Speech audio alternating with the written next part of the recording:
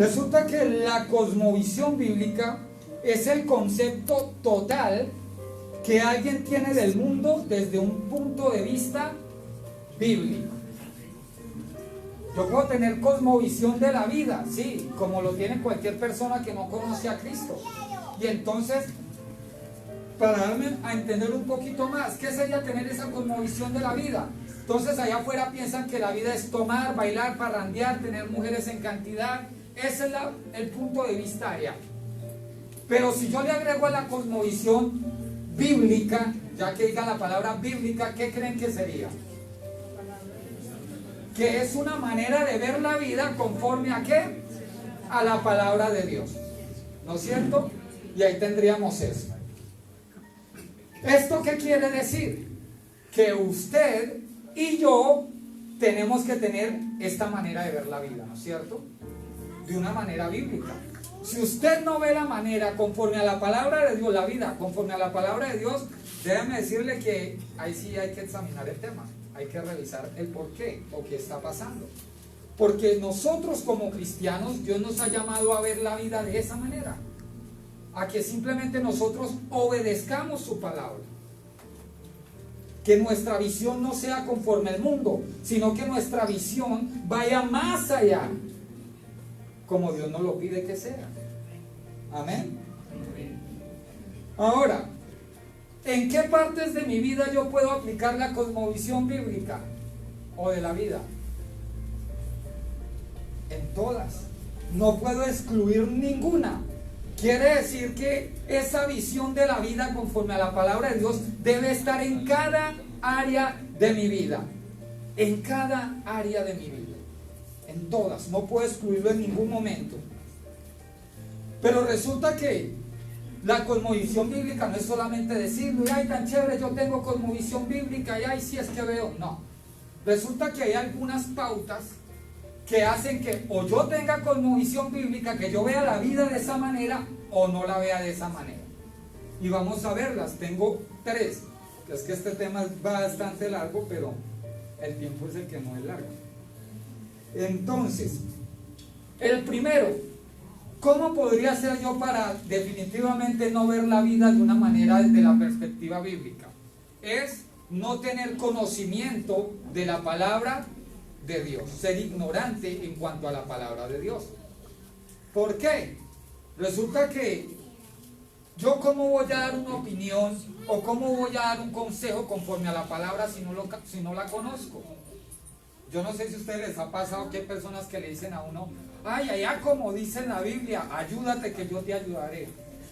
Y dice uno, uy, Dios mío, ¿en qué libro estará? Porque yo nunca lo he visto. Pero ¿por qué pasa eso? Por la ignorancia que se tiene de conocer la palabra de Dios, ¿no es cierto? Y a veces hay gente que pelea, no, es que yo creo esto, y es que mejor dicho yo creo aquello, y yo creo aquello, y hablan, y hablan, y hablan, y hablan, y hablan, y va uno a ver y resulta que no tienen nada de fundamento en la palabra de Dios. Por ende simplemente se convierten en ¿qué? En palabras. Y a veces por eso hasta esas palabras no llegan al corazón de la persona. Ah, pero es que yo tanto que le hablo, tanto que le predico, pero nada que cambia. Sí, nada que cambia. ¿Qué está pasando? ¿Será que usted sí tiene conocimiento y le está hablando lo que es, lo que corresponde? ¿O simplemente usted está confiándose de su conocimiento, de su sabiduría? Y ahí es donde hay que tener cuidado. Entonces, una de las cosas que me hace perder la visión de las cosas conforme Dios lo quiere es tener ignorancia, es no tener conocimiento de este libro, de la palabra de Dios. Vamos a ver el segundo. Es rechazar lo que la Biblia dice sobre ciertos temas. Cuando yo rechazo lo que la Biblia me habla, me dice algo, y yo digo, no, uy, no, yo no creo eso, y quiero ya tergiversarla, irme por otro lado, ¿qué pasa? Eso me hace perder. ¿Por qué? Porque yo ya entro en desobediencia. Y cuando yo desobedezco, simplemente mi entendimiento y mi visión se limita. Así de sencillo. Vamos a hablar de un tema muy polémico. Resulta que les pongo este ejemplo. ¿Cuál sería uno de esos temas que uno puede decir, uy, no, lo rechazo, uy, no lo tomo, o busco entenderlo a mi manera? Los diezmos y las ofrendas, ¿no es cierto? Ese tema es bastante polémico. Y entonces hay algunas personas que dicen, no, yo prefiero darle a los pobres porque es que llevárselo a la iglesia, no, yo se lo doy a los pobres. Y hablan de esa manera y no, y es que es de esta, los diezmos y las ofrendas, no, eso ya no hay que darlo. Y hablan, mejor dicho, y creen que se las saben todas. Y lo peor de todo es que van en contra de la palabra de Dios. ¿No es cierto? Y eso pasa, y hablan, pero ¿y acá qué? ¿Dónde está esta base? ¿Dónde está la palabra? ¿Dónde está realmente lo que debe ser? Todo parte de ahí. Yo no puedo estar rechazando. Yo debo es aceptar y obedecer. No más. Si la Biblia a mí me dice un ejemplo, de los diezmos y las ofrendas, hombre, pues délo. Y si no, pues listo, no se preocupe. No puedo tergiversar diciendo, no, es que yo prefiero darle a los pobres. Bien dice la Biblia, el que da a los pobres, a Dios presta. No está diciendo que eso hace parte de los diezmos y las ofrendas. Ay, no, es que yo quiero dar mis diezmos comprándole unas sillas a la iglesia. No, eso no hace parte de los diezmos y las ofrendas. Eso es muy distinto.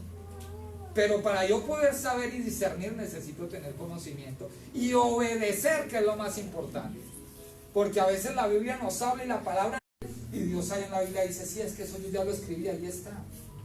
No se preocupe, búsqueme a mí, que ahí está todo. No se preocupe por lo que digan los demás. Mientras los demás están sufriendo allá y están preocupados, que es que mire la peste, que es que mire la situación económica, que es que mire, mejor dicho, todo, Dios le dice, no se preocupe, porque usted como hijo de Dios va a estar bien.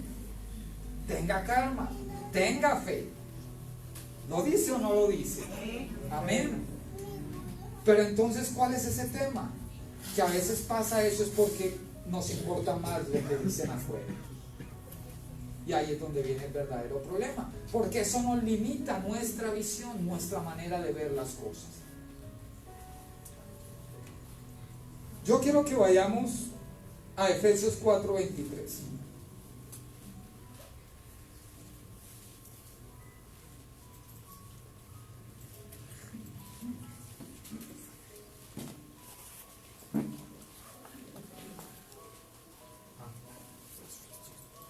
Dice, y renovaos en el espíritu de vuestra mente y vestidos del nuevo hombre, creados según Dios en la justicia y santidad de la verdad. ¿Qué me está diciendo? ¿Que yo debo seguir pensando de la misma manera? No, ¿no es cierto? Debo cambiar. Entonces, una cosa era cuando yo no conocía de Dios, mi manera de pensar era una, mi manera de actuar era una. Pero entonces Dios me dice, no, esa era la pasada. Ahora que me tienes a mí, yo te digo algo, renovaos. No está diciendo si quiere cambie su manera, no, no es si quiere. Es que usted como hijo de Dios, como verdadero hijo de Dios, debe cambiar su manera de pensar. Pero eso dice que el que robaba, pues ya no robe más. Y entonces lo podemos definir de muchas otras maneras. El que dice mentiras, pues ya no diga más mentiras. El que engaña, pues ya no engañe más. Eso está diciendo. Eso dice. Renovaos. Pero aquí hay algo interesante, ya cerrando el tema de la cosmovisión. Y es, pero ¿por qué debemos renovar verdaderamente nuestra mente? Vamos a Romanos 12:2.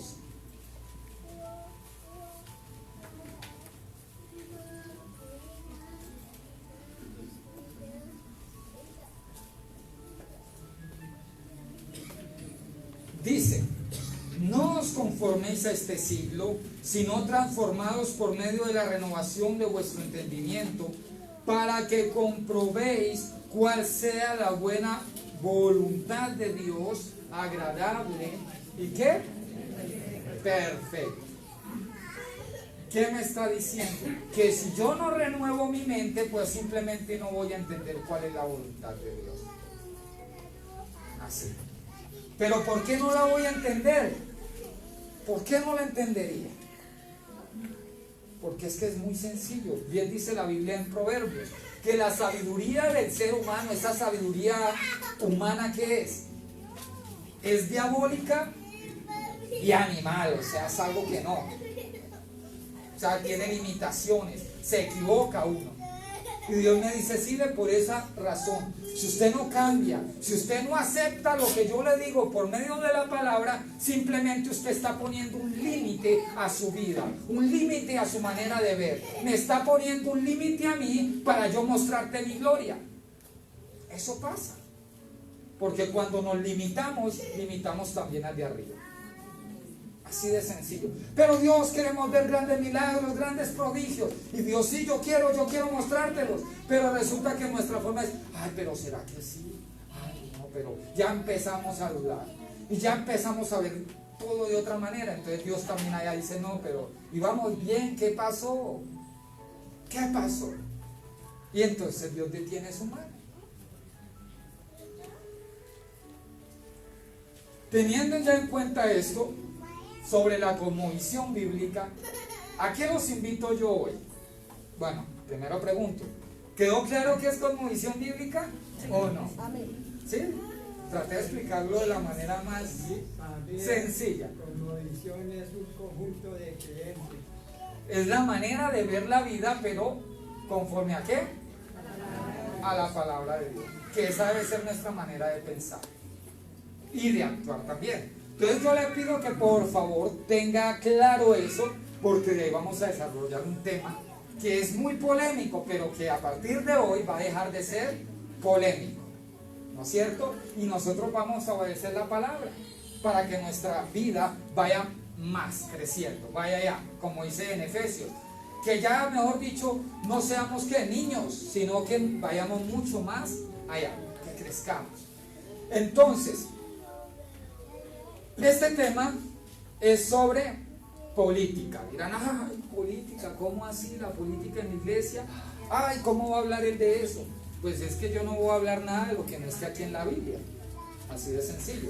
Y lo que vimos, si usted rechaza lo que está en la Biblia, pues simplemente ¿qué está haciendo?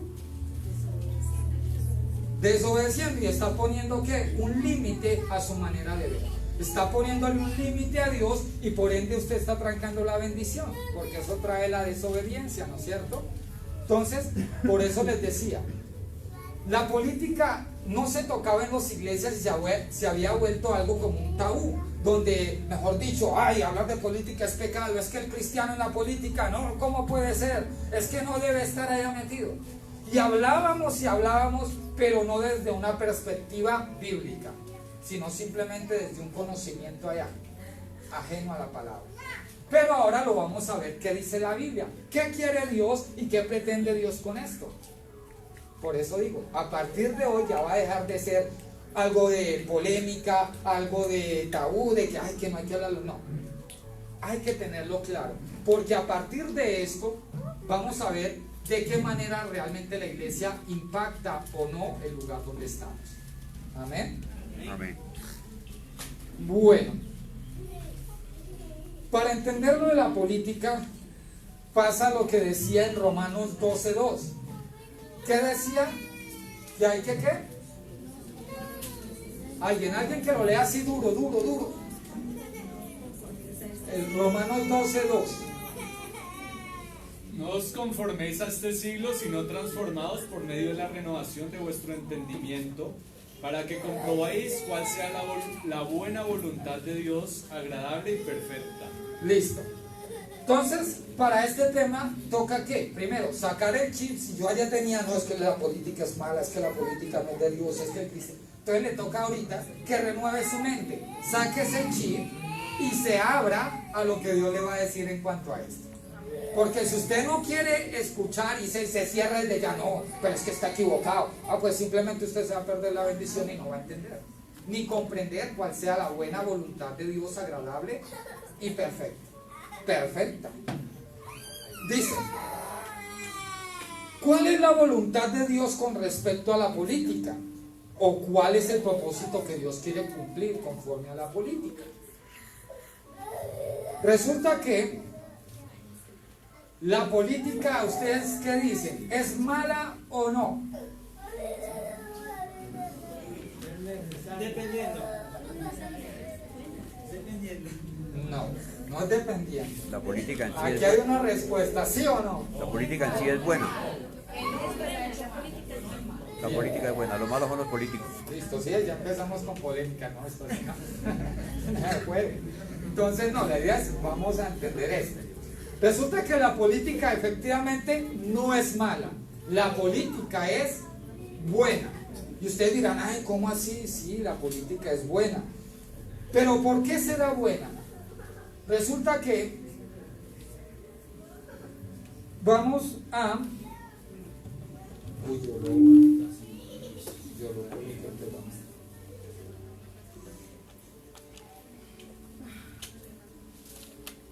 Romanos 13:1. Empecemos por esto.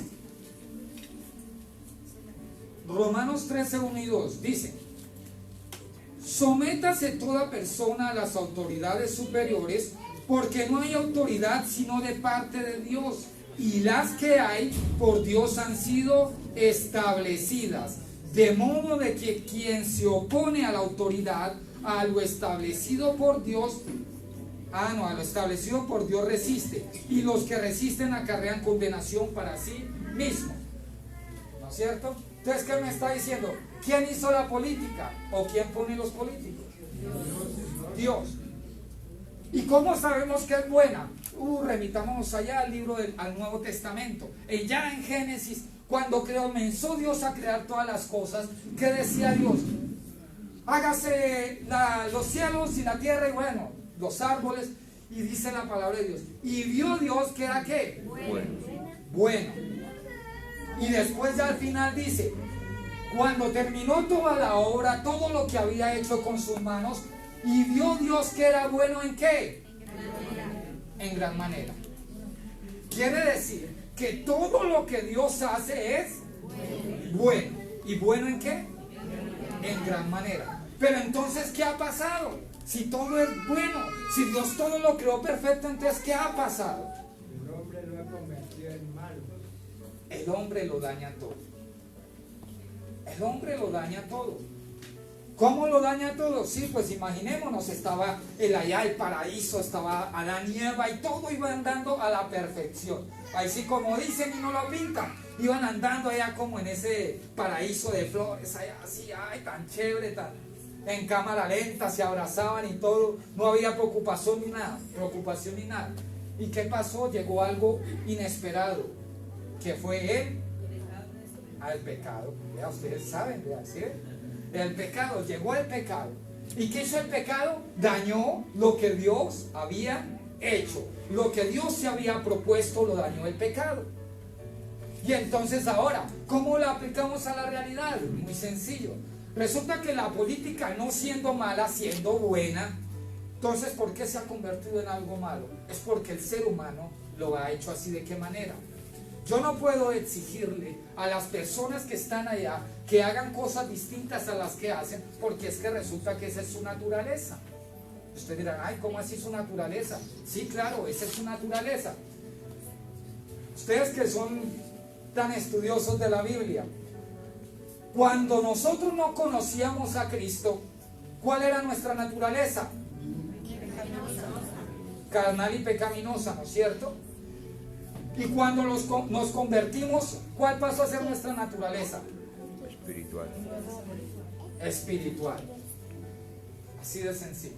Y entonces resulta que como ellos no conocen a Dios, su naturaleza ¿cuál es? Pecaminosa, carnal. Y allá en Gálatas 5 nos da una ilustración de cuáles son las obras de las personas que no conocen a Dios. ¿No es cierto? Vamos allá a Gálatas.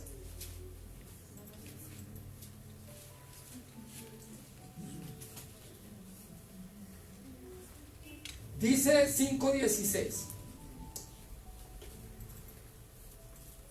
Desde el 19. 5:19.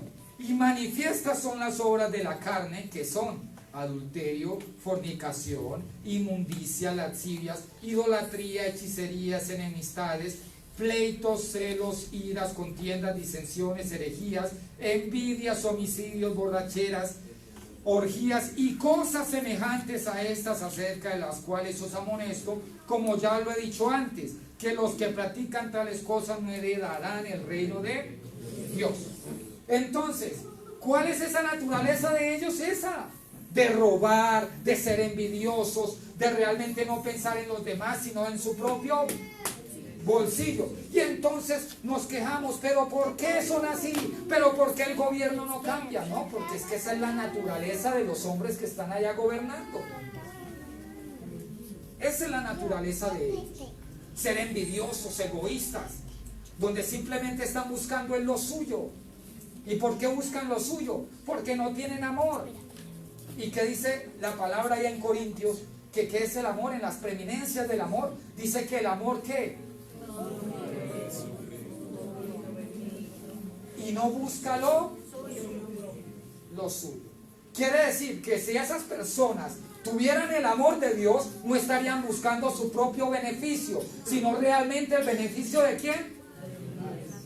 Del pueblo, de Dios, de aquí, de toda la humanidad.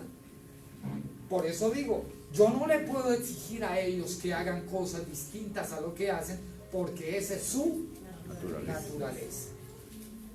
Así de sencillo. Vamos, bueno, antes de entrar ahí. Entonces, teniendo ya claro esto, de que esa es la naturaleza de alguien que no conoce a Dios, resulta que si yo digo, bueno, la política es mala, el cristiano no puede estar metido allá en la política, es que mejor dicho el cristiano ni voltea a ver la política para nada. Entonces esa conducta ¿a qué me lleva? Me lleva a pensar que es que yo estoy contento así como vamos. Que gente que le gusta robar, que en su interior hay esa sensación y ese, mejor dicho, corren para ello, para ser deshonestos, para, mejor dicho, llevar el país como va, entonces estoy contento con ello. Ay, tan feliz que estoy yo como está el país, ¿no? Sí, si yo le digo, ¿y por qué? ¿Qué dice en Proverbios 29:2? Que ese es uno de los que uno más toca a la hora de hablar de política, ¿no es cierto?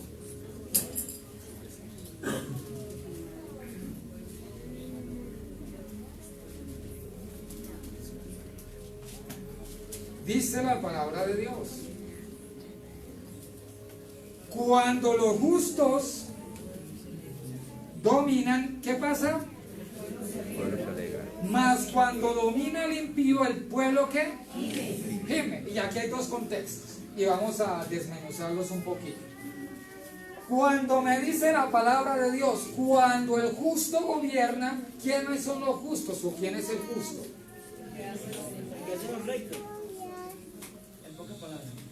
Y en este caso, porque usted no se apropia, ¿quiénes son los justos?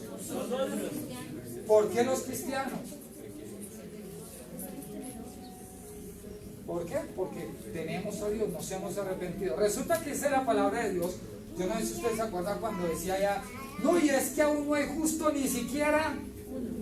No, es que no hay justos. Definitivamente en la tierra no hay justos. Pero ¿por qué nosotros somos justos? Por la sangre de Cristo. Simplemente por Cristo. Porque Cristo es el que nos justifica a nosotros. Si Cristo no nos justificara, mire, también estaríamos pero perdidos, llevados. Pero como Cristo es el que nos justifica, ahí está. Y entonces cuando dice, cuando el justo gobierna, no está diciendo es que los de afuera que no tienen a Dios, no. Cuando los de la iglesia, cuando la iglesia de Cristo gobierna, el pueblo se alegra. No me está hablando del impío, no me está hablando del que no conoce a Dios. Porque el que no conoce a Dios, ya vimos cuál es su naturaleza. Y bien lo resume ya en el segundo párrafo. Mas cuando domina el impío, el pueblo gime. Para no irme tan lejos, vámonos hasta hace 20 años, aquí en La Calera. Resulta que aquí en La Calera, hace 20 años atrás, hasta donde la memoria me da, siempre ha pasado lo mismo cada 4 años. Usted ve la gente eufórica, es que vamos a votar por este va a cambiar el municipio, y es que este es el que va a transformar, y mejor dicho, y la gente grita, y van allá a parrandas y hacen de todo, y cuando, quedó, y todo el mundo feliz y festeja a punta de parranda, eso mejor dicho. 1 o 2 años después la gente está, ay, pero mire cómo estamos, el pueblo no avanza, pero es que mire la salud, pero es que mire las carreteras, pero mire la educación, pero mire, y se comienzan a quejar, ay, me arrepiento de haber votado por esta persona. ¿Y a qué se deberá eso? Porque es que elegimos. No es que nos engañen. Y allá vamos. Es que el Hijo de Dios debe tener una posición clara frente a estos temas. Pero eso digo, la política es buena, el tema es entenderla. Y cómo yo la entiendo leyendo la Biblia. Si yo no la leo, simplemente mi visión no va más allá, no me deja ver más allá de lo que Dios quiere. Y entonces vamos para allá. Resulta que, ¿por qué el municipio no avanza? Es muy sencillo, es porque los que han estado gobernando no conocen a Dios, que eso fue lo que vimos. Porque allá es su interior, es de envidia, es de, mejor dicho, coger ahí buscando lo suyo.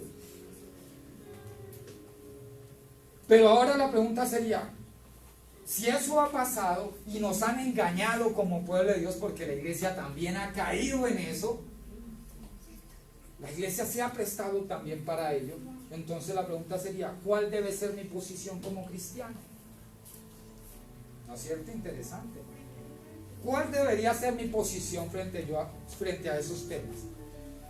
Resulta que la Biblia a mí me habla de que cuando yo me arrepiento, ¿qué pasa en mi vida? Hay un cambio. Quiere decir que los principios y valores que usted traía allá no mueren, usted ya adquiere otros de una naturaleza divina, que son ¿qué? La familia, la defensa de la familia. ¿Qué más cree que sería? La honestidad, integridad. ¿Qué más Dios nos manda?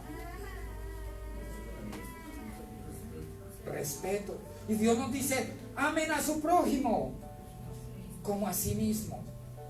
Y entonces amar a mi prójimo es no querer hacerle el mal. Y entonces, ¿qué me dice la Biblia? Usted como cristiano no puede pensar igual que ellos. Mientras allá afuera están pensando, no, yo voy a apoyar a este candidato para que me dé un trabajo. No, es que yo lo voy a ir allá detrás para que me dé un mercado. ¿Qué estoy haciendo? Estoy haciendo lo mismo que ellos. Estoy siendo egoísta. Estoy ayudando y participando para que haya corrupción. Con ese egoísmo. Como si no me importan los demás, con tal de que me den a mí, no importa. O sea, que la calera surja o no, no importa, ya, que me den lo mismo. ¿Y será que eso es de un cristiano? No, ¿no es cierto? Entonces comenzamos ya a ver marcada nuestra posición. La primera es que no podemos correr detrás de ellos como lo hacen los demás. Usted cuando vote y cuando piense en votar, usted no lo haga pensando en que le van a dar un trabajo, usted hágalo pensando en que está honrando a Dios primeramente con lo que usted está haciendo. ¿O no? Entonces, si resulta que yo no puedo actuar igual que ellos, yo tengo unos principios, a ellos les gusta de pronto a estas horas de campaña, no les importan decir, no, bueno, vamos a apoyar ahora a los de esta nueva comunidad. ¿Saben cómo se llama? A los LGTBI. No, y entonces para conseguir votos apoyémoslos. Y es que entonces, no, es que yo no los puedo sacar de mi campaña, es que no los puedo sacar de mi plan de gobierno. Y entonces, mejor dicho, eso bien dice. Si las personas empiezan mintiendo, ¿cómo cree que van a terminar? Mintiendo. Si Dios me dice, yo creo hombre y mujer, entonces yo qué hago apoyando a una persona que cree en eso y apoya eso. Si Dios me dice, es que mis principios no son negociables, los principios que yo les doy a ustedes son, mejor dicho ahí, inamovibles. Usted no se puede mover de esos principios. Uno de los principios más grandes, amar a su prójimo. Y si usted ama a su prójimo, usted no busca su propio bienestar. No engaña a su prójimo. Y entonces eso lo vemos allá. Y entonces la pregunta sería, usted como cristiano, o yo como cristiano, ¿qué hacemos apoyando gente así? ¿No es cierto? ¿Qué hacemos apoyando gente así? Bien dice la palabra de Dios, que debemos preferir primeramente a quienes, No sé si lo han leído, ¿sí o no? Ya que se me viene en mente, Andrés me lo dio a buscar, no quise que hay que apoyar primeramente a los de la iglesia, a los que no me acuerdo la cita ahorita en este momento. Pero entonces, resulta que mi posición ya debe comenzar a tener esa claridad. Que si realmente yo me analizo y digo, venga, no, venga, Dios a mí me dice respete, Dios me dice a mí ame, Dios me dice sea honesto, Dios me dice defienda a la familia, defienda todo lo que aquí está, defiéndame a mí. Entonces, ¿yo qué debo hacer? Analizar si la persona a la que yo voy a apoyar realmente es compatible conmigo o no. Si lo es o no. Si la persona a la que yo voy a apoyar resulta que hace su campaña ya a punta de cerveza, ya, usted dése cuenta de lo siguiente, que esa persona está ayudando a dañar lo que Dios ha construido, que se llama familia. Porque ¿qué trae la cerveza? ¿Qué trae el trago y las parrandas? ¿Destrucción de qué? De la familia. ¿Cuántas personas no han muerto? ¿Cuántas familias no se han separado a causa de ello? Y si yo no me doy cuenta de eso, entonces hay que tener claridad en nuestra posición. Yo no puedo ir a apoyar a una persona que va en contra de lo que Dios me está diciendo a mí que haga. Eso se llama obediencia. Y mejor es la obediencia que ¿qué? Que todos los sacrificios que quiera usted hacer. Mejor es la obediencia. Entonces, aquí está, mire, dice, así que según tengamos oportunidad, hagamos bien a todos y mayormente a los de la familia de la fe. Quiere decir que usted cómo va a mirar para afuera teniendo acá. Prefiere a su familia en Cristo. Prefiere a su familia en Cristo. Hay que preferirla.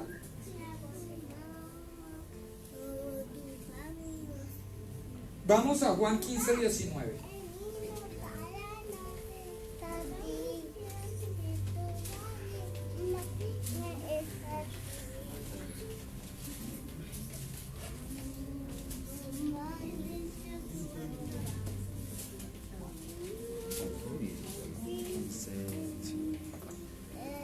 Dice Juan 15:19, sí. Si fuerais del mundo, el mundo amaría lo suyo. Pero porque no sois del mundo, antes yo os elegí del mundo, por eso el mundo os aborrece. Acordaos de la palabra que yo os he dicho. El siervo no es mayor que su señor. Si a mí me han perseguido, también a vosotros os perseguirán. Si han guardado mi palabra, también guardarán la vuestra. Entonces me está diciendo aquí el Señor Jesús, me está diciendo, es que yo los he llamado, los he elegido para que no sean más como ellos, ¿no es cierto? Para que su manera de pensar sea distinta a ellos, para que usted realmente sea luz en medio de las tinieblas, y a eso nos ha llamado. Y resulta que, por eso dice, si fuerais del mundo, todo el mundo lo ama. Yo no sé si ustedes se han dado cuenta, pero en este tiempo de política, si vienen algunos candidatos y usted dice, yo te voy a apoyar, ay, sí, ahí sí lo aman, eso lo quieren, y venga que usted de los míos, venga para acá, camine, le invito a tomar, ay no, yo no tomo, no, camine, vamos, ay sí nos aman, pero en la Biblia dice, no, es que yo no los he llamado a que el mundo los ame, yo a eso no los he llamado. Yo los he llamado es para que el mundo, ustedes le prediquen al mundo, y obviamente el mundo a raíz de eso los va a aborrecer y no los va a querer. Y entonces, ¿qué pasa cuando yo les digo, no, es que mi voto, yo no voy a votar por ninguno de ellos porque no corresponden a lo que yo soy? ¿Qué es lo primero que dicen? Ah, pero usted sí, ¿cómo no? Mire, es que nosotros somos más, vote por el que va a ganar. Mire, nosotros vamos a ganar, vote por nosotros, para que no pierda su votico. Así le dicen a uno, para que no pierda su voto. Y entonces, no, venga, hagámosle contrapeso a este otro candidato para que no gane este otro. Y entonces ahí el cristiano se ve en un dilema. ¿Y qué hago yo? ¿No es cierto? Nos encontramos en ese dilema. ¿Qué hacemos? Y ahí es donde usted tiene que tenerla clarísima.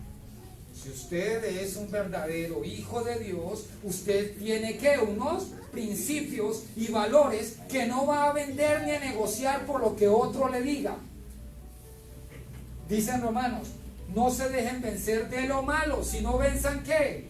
Con el bien y el mal. Quiere decir, no se deje llevar y arrastrar con ellos. Simplemente usted arrástrelos a ellos para donde usted.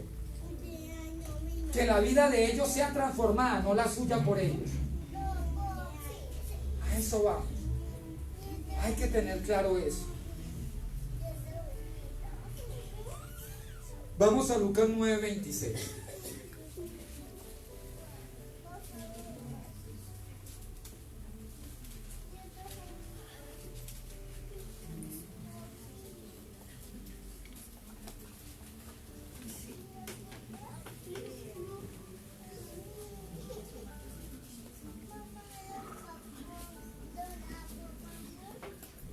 Dice, porque el que se avergonzare de mí y de mis palabras, de éste se avergonzará el Hijo del Hombre cuando venga en su gloria y en la del Padre y de los santos ángeles.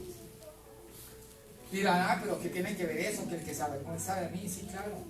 Resulta que cuando usted se avergüenza de decir que usted no vota por ellos porque usted tiene unos principios y valores claros, ¿qué está haciendo? Está haciendo eso, negando lo que usted es, negando la palabra. Cuando yo no tengo clara mi posición, simplemente entro a negar lo que Dios me está diciendo acá. Y hay que tener cuidado con eso. Mientras los de allá gritan y alzan sus pancartas, sacan sus propuestas, usted manténgase firme, no se venda. No cambie su posición, no cambie sus principios. Siga ahí firme. No niegue lo que usted es. No niegue lo que Cristo ha hecho en usted. No hay que negarlo. Resulta que durante mucho tiempo, ya hace bastantes años, las iglesias han querido levantarse y han querido poner gente cristiana ya a gobernar. Pero por más de que se esfuerzan, ¿qué pasa? La iglesia a veces no responde. La iglesia a veces se vaya por lo... Dios me dice, no, es por acá, y entonces la iglesia dice, no, por ahí no es Dios, es por acá, y nos vamos por el otro lado. Lo que le pasó allá al pueblo de Israel. Imagínense, Dios gobernándolos por allá directamente, allá hablaba a través del profeta, y Dios mismo los dirigía y les decía, hay que hacer esto, hay que hacer aquello. ¿Y qué hacía el pueblo? No, Dios, nos cansamos, no queremos más. ¿Sabes qué? Danos un rey, como las demás naciones. No queremos más directamente contigo. Yo quiero es un rey. Y así nos pasa. Dios nos dice, no, es que no es por allá. Es que ustedes tienen unos principios. Y yo en mi iglesia, dice el Señor, yo tengo hombres y mujeres preparados para ocupar esos cargos. Hombres y mujeres que están dispuestos realmente a llevar mi gloria aquí a este lugar. Y entonces la pregunta es, ¿qué tiene que hacer la iglesia en ese caso? Apoyarlos. ¿Por qué apoyarlos? Porque es que es muy sencillo. Resulta que si la alcaldía estuviera llena de hombres y mujeres temerosos de Dios, pasa lo que dicen Proverbios. El pueblo, ¿qué pasa? Se alegra. ¿Y por qué se alegra el pueblo? Porque es que la mano del justo trae bendición. La mano del justo trae bendición. Y entonces queremos ver una Calera bendecida. Ah, bueno, y entonces ¿qué estamos haciendo como iglesia? Nuestro municipio y nuestra nación necesitan hombres y mujeres temerosas de Dios que realmente se levanten a gobernar con los principios que aquí están estipulados. Y si eso pasara, pues la gloria de Dios no se negaría, se vería en gran manera. Se vería el desarrollo, habría empleo, habría mejor salud. Pero entonces, ¿qué pasa? Hay que levantarnos como iglesia. Así como a ellos no les da miedo profesar, es que yo apoyo a tal, yo apoyo a tal, pues a nosotros no nos debe dar miedo hablar. No, es que apoyo a tal, yo apoyo a tal, por ende venga, denme su voto también. Porque eso es ganar, no dejarme yo ganar, sino yo ganar a los demás. Y no para beneficio propio, sino para beneficio ¿de quién? De todo el pueblo, del pueblo en general. Eso hace Dios. Y entonces ahí donde Dice uno, ay, gente decía, no, es que la Biblia no habla de política. No, sí, la Biblia habla. Ahí lo dijo Dios, ya lo vimos. Habla claramente y me dice cuál debe ser mi posición. Mire, El Señor Jesús pone reyes y quita reyes. y los quita, pero la iglesia influye en eso. La iglesia influye. Resulta que al Señor Jesús pasó algo muy interesante. Él iba ya en su vida cristiana tan chévere, oraba y cantaba y mejor dicho buscaba al Padre. Cuando llegó la hora ya se fue a ayunar, dijo no, yo necesito fortalecerme más y se fue a ayunar. ¿Y qué pasó? En ese ayuno, terminado el ayuno, llegó la tentación, ¿no es cierto? A ver si caía hoy. Y entonces el diablo le ofreció de todo y entonces, mejor dicho, le voy a dar todo el mundo, todo lo que usted perdió yo se lo voy a devolver, solamente porque se arrodille nomás. Arrodíllese, imagínese. Le llegó la tentación. ¿Y qué hizo Jesús? La rechazó. La rechazó. Y ahora yo pregunto, Jesús, ¿por qué soportó la tentación? Jesús no la soportó porque era Dios. Olvídense de ese cuentico. Jesús soportó y vivió en santidad aquí en la tierra por una sola cosa. Y yo ya les he hablado de esto. Él mismo dio el consejo. Oren para que no entren en él. Ah, bueno, ahí está. Y él era un hombre de oración. Dice la Biblia, narra que él iba y por donde iba sanando. Y cuando ya se sentía cansado, antes de irse a dormir, ¿qué hacía? Oraba. Oraba. Y ahora yo le pregunto, ¿será que dentro de la iglesia y del pueblo de Dios no hay hombres y mujeres con ese sentir de orar y de querer transformar el municipio, la nación donde estamos? Amén. Y ese es el llamado que Dios nos hace todos los días. Nos llama a levantarnos, a transformar. Hay gente que dice, no, pero ustedes ¿qué han hecho en este municipio? Es que ustedes no han hecho nada. Ah, ¿les parece poquito que queramos que las familias se restauren? ¿Les parece poquito que les prediquemos de Cristo, que es la vida? Eso es lo que hay que tener claro. También dice que oremos por los gobernantes.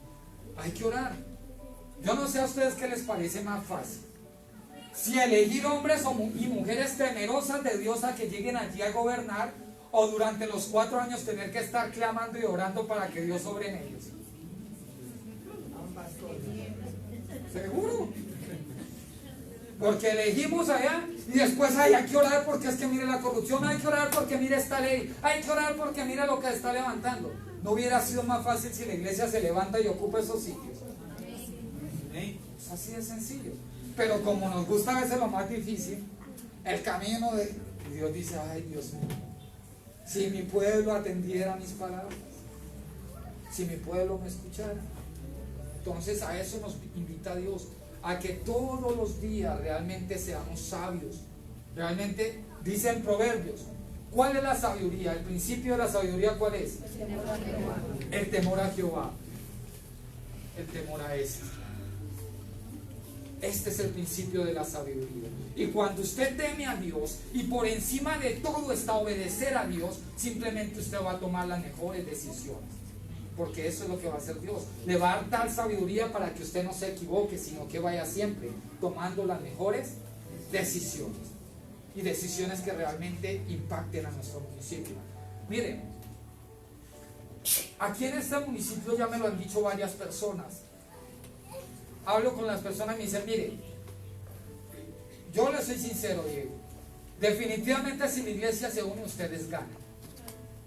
La gente conoce el potencial de lo que nosotros somos. La gente lo sabe. Y a pesar de eso, mire lo que espera la gente de la iglesia. Dice, ojalá les vaya bien y ganen. Ojalá la iglesia los apoye. Eso le dicen a uno. Quiere decir que la gente está a la expectativa realmente de que la iglesia, el pueblo de Dios, vaya y gobierne. Eso es lo que también allá afuera quieren. Entonces debemos movernos, no nos podemos quedar callados. Esto, cuando se habla de política, no es solamente de que ahí no escondámonos, no, salga y defienda lo que usted es. Ah, que es que no hay ningún político cristiano, no hay ningún candidato cristiano. Ah, es muy sencillo, usted no necesita apoyar a ninguno de ellos, para eso está el voto en blanco. El voto en blanco está diciendo que usted no está de acuerdo con ninguno de los principios e ideales de lo que están planteando allá. Y así usted se mantiene íntegramente. Y así tiene usted su conciencia tranquila. Yo hice así la vez pasada para el presidente. ¿Por qué voté o no voté en blanco? Ay, pero ¿por qué voté en blanco? No, porque es que realmente ninguno de los candidatos que está allá representa lo que yo soy y lo que Dios quiere. ¿Y listo? Y la gente, uy, sí tiene razón. Se dan cuenta que uno no se vende, ni uno cambia sus ideales por lo que los demás digan. Amén. Entonces, teniendo ya claro esto, y habiéndose acabado ya el tiempo, entonces yo lo voy a invitar a que usted se ponga en sus pies y vamos a hacer algo. Vamos a orar por nuestro municipio y vamos a orar por Colombia entera. Vamos a orar para que Dios haga algo, para que Dios tenga misericordia y se mueva grandemente.